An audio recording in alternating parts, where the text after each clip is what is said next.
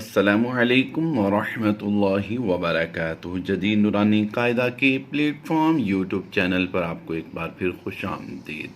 आज हम 6 मद्दात सीखने वाले हैं इंशाअल्लाह अज़्ज़ा वजल। आज के इस लेक्चर के बाद आपको मद्दात के बारे में कोई कन्फ्यूज़न नहीं होगी।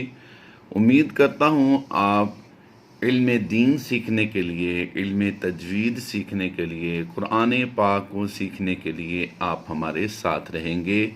अगर आपके पास वक्त कम हो तो कोई बात नहीं, आप हाफ लेक्चर सुनिए और हाफ आप जब आपको वक्त मिले दोबारा इसी वीडियो को हमारे चैनल के ज़रिए से देखें। इंशाअल्लाह अज़्ज़ा वजल आपको ज़रूर फ़ायदा होने वाला है। आइए सबक का आगाज़ करते हैं। यहाँ पर आपको एक मद नज़र आ रही है, इसे आम तौर पर बड़ी मद कहा जाता है। याद रहे इस मद के अंदर कुछ अल्फाज मद्दात के ऐसे छुपे हैं जिनका पहचानना बहुत ज़रूरी है।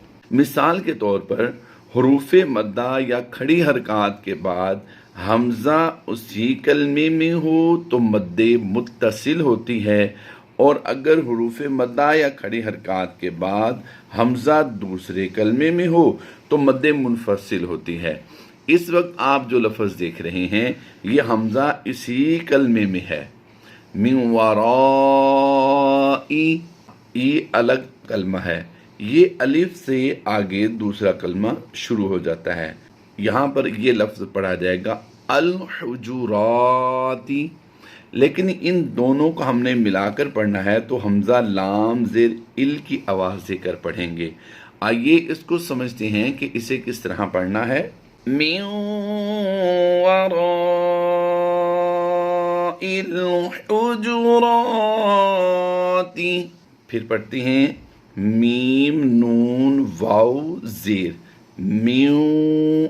याद रहे नून साकिन या तनवीन के बाद अगर हुरूफ यरमलून में से कोई हरफ हो तो हम वहाँ पर नून साकिन या तनवीन को शद वाले हरफ में ज़म कर देते हैं, यानी मुशद्दिद पढ़ते हैं उसे। तो ये हरफ पढ़ा जाएगा मीम नून वाव ज़ेर म्यू, वाव ज़बर वाह।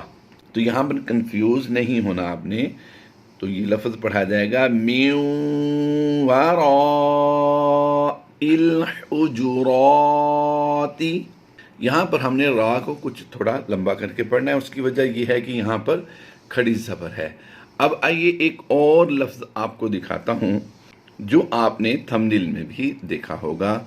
आइए उस लफ्ज़ की तरफ चलते हैं। इसे याद रखिएगा कि हरूफ मद्दा या खड़ी हरकत के बाद हमज़ा इसी कलमे में है तो इस मद का नाम क्या है?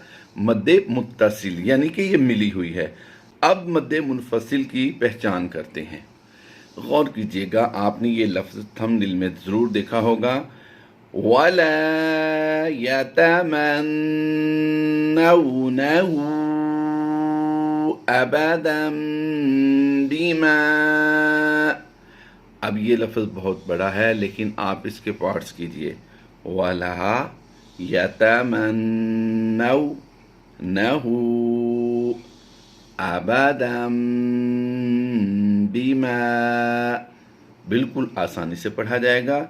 लेकिन अगर आपने इसे पूरा एक ही बार में पढ़ने की कोशिश की और आप एक्सपर्ट नहीं हैं कुरान पाक पढ़ने में तो फिर आपको मुश्किल ज़रूर होगी। तो आइए इसको फिर पार्ट्स के ज़रिए से पढ़ते हैं। वला यतमन्नौनहु अबदन बिमा। आइए अब इस मद के बारे में समझते हैं कि ये मद कौन सी है। याद रहे हरूफ मद्दा या खड़ी हरकत के बाद हमज़ा इसी कलमे में हो तो मद्दे मुत्तसिल, अगर हमज़ा दूसरे कलमे में हो तो मद्दे मुनफसिल। याद रहे इस छोटी मद को आम तौर पर छोटी मद कहा जाता है, लेकिन इसका नाम भी तो है ना। तो नाम इसका पहचानने के लिए आज हमने लेक्चर ये जारी किया है। तो यहाँ पर खड़ी हरकत के बाद हमज़ा दूसरे कलमे में है, हो यहाँ पर अलग कलमा है और आबदन अगला कलमा है। تو یہاں پر اس مد کو ہم مد منفصل کہیں گے۔ کیسے کہیں گے کہ حروف مدہ یا کھڑی حرکات کے بعد یہاں الٹا پیش کے بعد حمزہ دوسرے کلمے میں ہے تو اس مد کو کیا کہیں گے؟ مد منفصل۔ اب یہ دو کلر آپ کو مزید نظر آ رہے ہیں، ان کے بارے میں بھی سمجھ لیجئے۔ نون مشدد اور میم مشدد میں ہمیشہ غنہ ہوتا ہے، اور اس غنہ کو غنہ آنی کہتے ہیں کہ یہ غنہ ہونے میں کسی کے محتاج نہیں ہیں۔ اور یہاں پر جو قاعدہ ہوتا ہے وہ قاعدہ ہے، آپ بڑی توجہ کے ساتھ سمجھیے گا، نون ساکن یا تنوین کے بعد اگر حرف با آ جائے، نون ساکن ہو یا تنوین ہو، جیسا کہ دو زبر کی تنوین آپ دیکھ رہے ہیں، دو زیر کی تنوین ہوتی تب بھی یہی رول ہونا تھا، دو پیش کی تنوین ہوتی تب بھی یہی رول ہونا تھا۔ تو یہاں پر دو زبر کی تنوین کے بعد حرف با آ گیا تو یہاں پر اقلاب کریں گے۔ یہاں پر مطلب یہ کہ دال دو زبر دن کی آواز کی بجائے ہم نے دم کی آواز بنانی ہے، کیونکہ یہاں پر اقلاب کا قاعدہ ہوتا ہے۔ اقلاب کہتے ہیں ایک حرف کو دوسرے حرف سے بدل دینے کا نام۔ تو یہاں پر اقلاب کا قاعدہ ہوگا ابدا بما، ابدا بما۔ اب آئیے اس مد کو فوکس کرتے ہوئے آپ نے اس لفظ کو پڑھنے کی کوشش کرنی ہے۔ وَلَا يَتَمَنَّوْنَهُ أَبَدًا بِمَا، پھر پڑھ لیجئے وَلَا يَتَمَنَّوْنَهُ أَبَدًا بِمَا۔ امید کرتا ہوں مد متصل اور مد منفصل آپ کو سمجھ آ گئی ہوگی۔ حروف مدہ یا کھڑی حرکات کے بعد حمزہ اسی کلمے میں ہو تو مد متصل، اگر دوسرے کلمے میں ہو تو مد منفصل ہوتی ہے، تو یہ مد منفصل کہلاتی ہے۔ آئیے اب ہم ایک اور مد کے بارے میں سمجھتے ہیں۔ یہاں پر غور کیجئے گا، یہاں پر لکھا ہے حالت وصل میں اور حالت وقف میں، یعنی حالت وصل کہتے ہیں ملا کر پڑھنے میں، اور حالت وقف کہتے ہیں رک کر پڑھنے کو۔ اب یہاں پر لفظ ہے ممنون، واو مدہ ہے اور اس کے بعد دو زیر کی تنوین ہے۔ یاد رہے دو زیر کی تنوین ہو اور آگے وقف آ جائے، جیسا کہ آپ یہاں آخر میں دیکھ رہے ہیں، آگے وقف آ جائے تو دو زیر کی تنوین کو ہم نے وقف میں جزم سے کنورٹ کرنا ہوتا ہے۔ عمومی طور پر میں آپ کو اپنے لیکچرز میں یہ بتاتا رہتا ہوں، لیکن آج ہم 6 مدات کو آپ کے سامنے بالکل آسان طریقے سے واضح کر رہے ہیں۔ یہ علامت ہے وقف جائز کی اور یہ وقف تام کی علامت ہے۔ تو یہاں پر ہم نے آیت کو وقف کی حالت میں پڑھنا ہے، اس حرف کو ہم وقف میں پڑھیں گے۔ تو کیسے پڑھیں گے؟ ممنون، ممنون نن کو ہم نے دو زیر کی تنوین کو ہم نے کیا کیا؟ جزم سے کنورٹ کیا۔ تو حروف مدہ کے بعد سکون عارضی، یعنی ہم نے وقف کی وجہ سے خود ساکن کیا ہے، یہ سکون اصلی نہیں ہے، یعنی یہ خود سے پہلے ساکن نہیں تھا۔ غور کیجئے گا، یہ سکون اصلی ہے، واو ساکن خود سے ساکن ہے تو یہ سکون اصلی ہوا، اور یہ وقف کی وجہ سے ہم نے ساکن کیا، کیونکہ اس کی اصل تو دو زیر تھی، ہم نے یہاں پر وقف کی وجہ سے اسے ساکن کیا ہے، تو یہ سکون عارضی، سکون اصلی اور سکون عارضی کی آپ کو پہچان ہو گئی ہوگی۔ آئیے اب آگے چلتے ہیں۔ ممنون،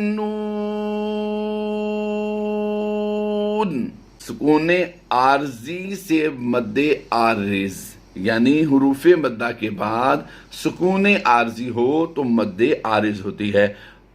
یہ قرآن پاک میں لگی ہوئی نہ آپ کو نظر نہیں آئے گی، یہاں پر لکھی نہیں ہوئی، لیکن آپ کو وقف کی صورت میں اس لفظ کو کیا پڑھنا ہے؟ ممنون۔ یہاں پر وقف نہیں ہے لیکن ہم نے وقف کیا ہے تو دو زیر کی تنوین کو ہم کیا کر رہے ہیں؟ جزم سے کنورٹ کر رہے ہیں، یعنی آپ جو یہ यहाँ पर देख भी रहे हैं हालत वक़फ़ में। उम्मीद करता हूँ कि मद्दे आरिज़ भी आपको समझ आ गई है। आइए अब मद्दे लीन आरिज़ को समझते हैं। बहुत ही आसान मेथड होगा, आइए समझते हैं। अब यहाँ पर गौर कीजिएगा, हालत वसल में और हालत वक़फ़ में ये लफ्ज़ कुरान पाक की असल है, रब्बुल मशरिक़ैनी, रब्बुल मशरिक़ैनी, काफ या ज़बर क़ई, या लीन है, हमने इसे लंबा नहीं किया।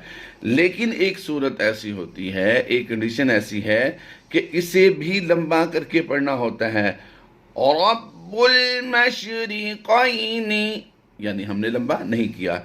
अब हालत वक़फ़ में जब इसे पढ़ेंगे तो इस ज़ेर को हमने मद्दे आरिज़ को करते हुए समझा था कि दो ज़ेर की तनवीन को हमने वक़फ़ में जज़म से कन्वर्ट करता है, और दो ज़ेर हो या एक ज़ेर हो या खड़ी ज़ेर हो, वक़फ़ की सूरत में उसे जज़म से कन्वर्ट करते हैं, जैसा कि आप इस वक्त अपनी स्क्रीन पर भी देख रहे हैं। अब गौर कीजिएगा, हमने रब्बुल मशरिक़ैनी को रब्बुल मशरिक़ैन पढ़ना है, तो काफ या ज़बर कई यालीन है और उसके बाद सुकून आर्जी है, यानी हमने इसे वक़फ़ की सूरत में साकिन किया है। तो अब इसे क्या पढ़ेंगे, मद्दे लीन आरिज़ करते हुए इसे पढ़ना है, रब्बुल मशरिक़ैन।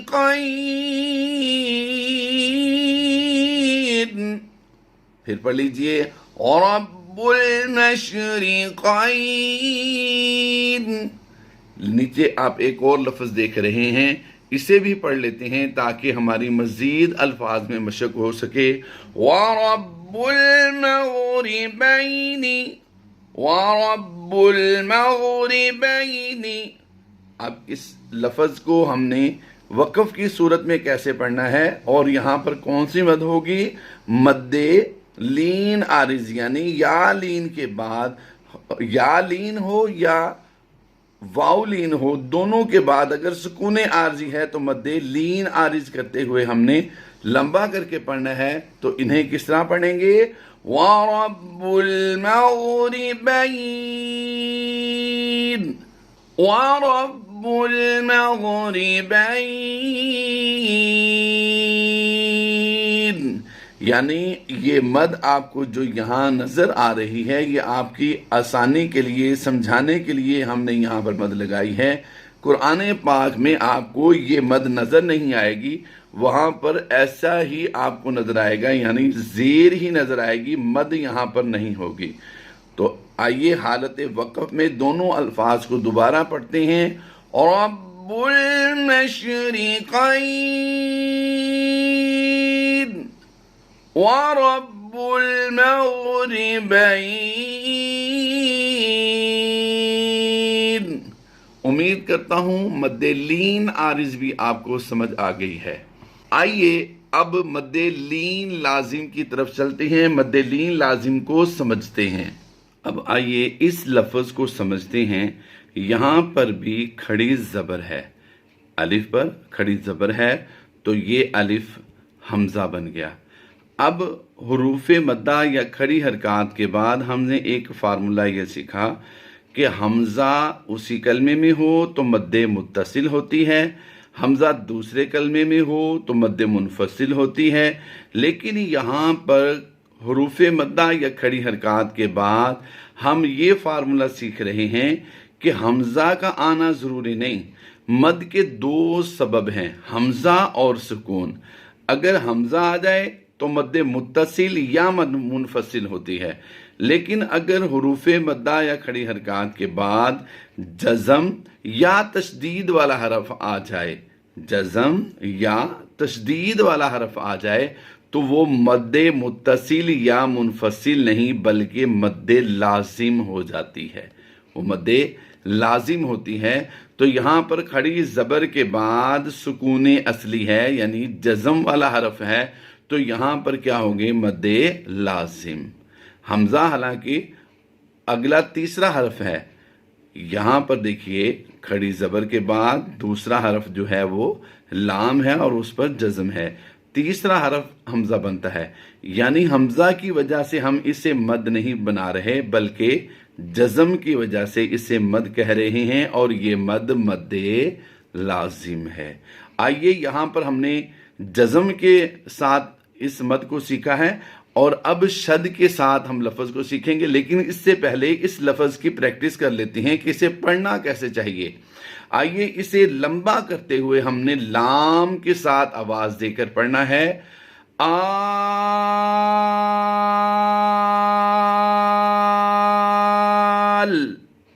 आल आना। यहां पर हमने मद्दे लाजिम को कम से कम 3 अलिफ खींच कर पढ़ना है और ज्यादा से ज्यादा हमने इसे 5 अलिफ खींच कर पढ़ना होता है। आइए अब दोबारा फिर इसकी एक बार प्रैक्टिस कर लेते हैं।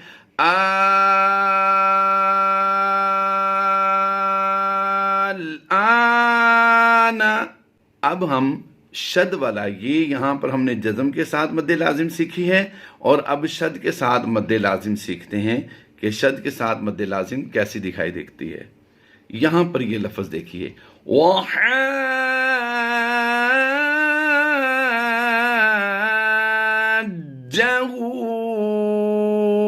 यहां पर जीम हुरूफ कलकला से है और उस पर शद की अलामत है, तो ये हमने जमाओं के साथ जीम को अदा करना है। अब आइए इस मद के बारे में समझते हैं कि ये मद कैसी मद है। हुरूफ मद्दा या खड़ी हरकत के बाद, पिछले लफ्ज में हमने खड़ी जबर के बाद जज़म वाले हरफ के साथ इससे मद्दे लाजिम को सीखा है। यहाँ पर अलिफ मद्दा है। हुरूफ मद्दा और खड़ी हरकत दोनों एक दूसरे के कायम मकाम होते हैं। अब यहाँ पर देखिए, अलिफ मद्दा के बाद शद वाला हरफ है, यानी तशदीद वाला हरफ है। ये हरफ मुशद्दिद कहलाएगा। शद और तशदीद दोनों ही इसे कहते हैं, ये दोनों इसके नाम है। शद भी इसे कहते हैं और तशदीद भी इसे कहते हैं। जिस हरफ पर शद की अलामत आ जाए उसे मुशद्दिद कहते हैं। अब यहाँ पर देखिए, अलिफ मद्दा के बाद मुशद्दिद हरफ है, तो हमने क्या कहना है, इस मद को मद्दे लाजिम कहेंगे। और इसकी अदायगी कैसे करेंगे, आइए मुकम्मल लफ्ज को पढ़ते हैं। याद रहे, उल्टा पेश को हम एक अलिफ खींच कर पढ़ते हैं।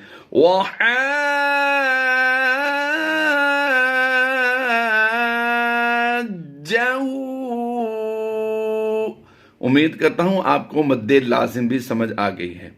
आइए अब मद्दे लीन लाजिम समझते हैं। मद्दे लाजिम के लिए हुरूफ मद्दा की सपोर्ट जरूरी होती है और मद्दे लीन लाजिम के लिए हुरूफ लीन की सपोर्ट जरूरी है। आइए मद्दे लीन लाजिम समझते हैं।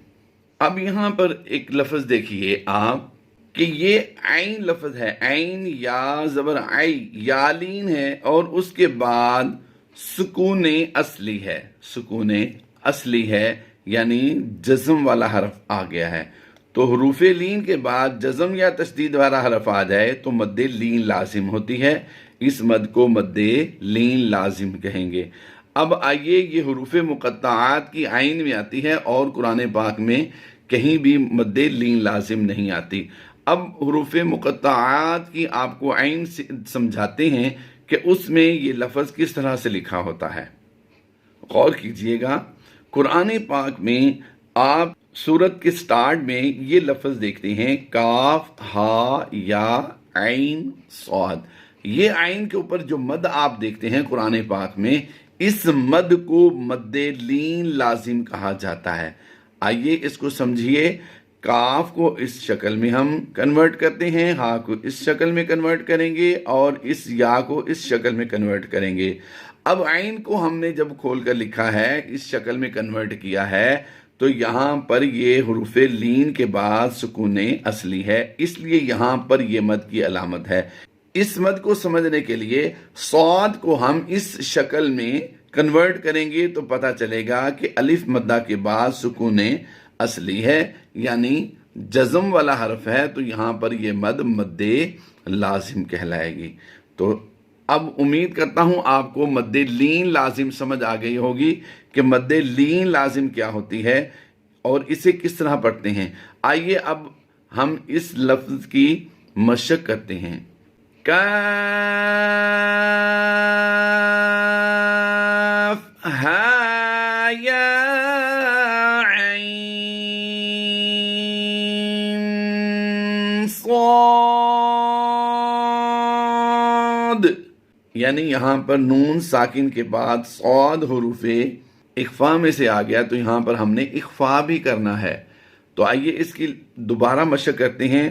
پڑھنا ہم نے اس کو ہے، لیکن اس کے مطابق پڑھیں گے، اسے دیکھ کر اس کے مطابق سمجھ کر پڑھتے ہیں۔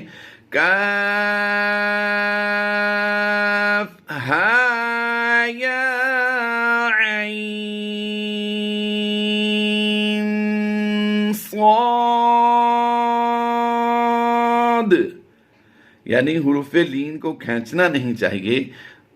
عین کو پڑھتے ہوئے ہم نے اس لیے کھینچنا ہے کہ یہاں پر عین میں مد لین لازم کا قاعدہ ہوتا ہے۔